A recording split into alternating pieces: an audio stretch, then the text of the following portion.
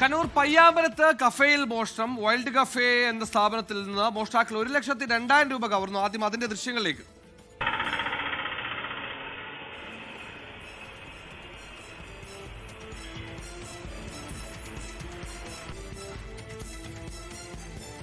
Kannur press club റോഡിൽ 6 കടകളിലും കവർച്ചയുണ്ടായി. അജീഷ് ശേഖുമാർ കണ്ണൂർ ചെയ്യുന്നു. അജീഷ്, 2 മോഷണം നടന്ന ഇടങ്ങളും അടുത്തടുത്തുള്ള ഇടങ്ങളാണോ, ഒരേ മോഷ്ടാവാണോ, എന്താണ് സംഭവിച്ചത്? സൂചനകൾ ലഭിക്കുന്നുണ്ടോ? അസുവയിലെ 2 ഇടങ്ങളിലാണ് കണ്ണൂരിൽ മോഷണം നടന്നത്. ഒന്നാമത്തത് പയ്യാമ്പലത്താണ്. പയ്യാമ്പലത്ത് വൈൽഡ് കഫേ എന്ന ഹോട്ടലിലാണ് മോഷണം നടന്നത്. ഇന്നലെ രാവിലെ ആണ് ഈ മോഷണം നടന്നത്. രാവിലെ 6:30യോടെയാണ് അവിടെ മോഷണം നടന്നിട്ടുള്ളത്.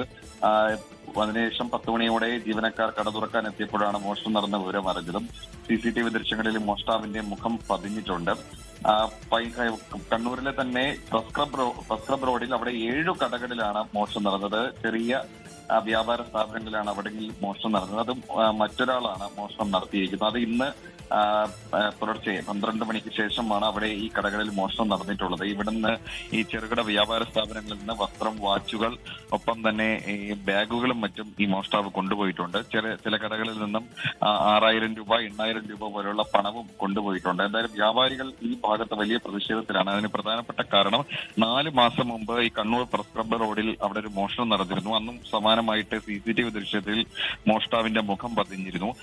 അതേ മോഷ്ടാവിനെ അന്ന് പോലീസ് പിടികൂടാൻ സാധിച്ചില്ല. അതേ മോഷ്ടാവ് തന്നെയാണ് ഇന്ന് പുലർച്ചെ നടന്ന കണ്ണൂർ പ്രസ് ക്ലബ് റോഡിൽ നടന്ന മോഷണത്തിനും കാരണക്കാരൻ. അയാളുടെ മുഖവും CCTVയിൽ പതിഞ്ഞിട്ടുണ്ട്. എന്തായാലും കണ്ണൂർ പോലീസ് ഈ പ്രതികൾക്കായി അന്വേഷണം നടത്തുന്നുണ്ട്. സുഹേൽ, ഗുരുതരമായ പോലീസ് വീഴ്ചയാണ്. 4 മാസം മുമ്പ് CCTVയിൽ പതിഞ്ഞൊരു കള്ളനാണ്. ആ കള്ളൻ അതേ CCTVയിൽ അതേ മുഖം ഉപയോഗിച്ചാണ് വീണ്ടും ഒരേ സ്ഥലത്ത് മോഷണം നടത്തിയിരിക്കുന്നത്. ഇനിയും പിടിച്ചില്ലെങ്കിൽ വീണ്ടും ഒരു ഇടവേളയെടുത്ത് അയാൾ വീണ്ടും മോഷ്ടിക്കുമെന്ന കാര്യത്തിൽ സംശയമില്ല. അജീഷ് ശേഖുമാറാണ് കണ്ണൂരിൽ നിന്ന് വാർത്തയുടെ വിവരങ്ങൾ നൽകിയത്. കൂടുതൽ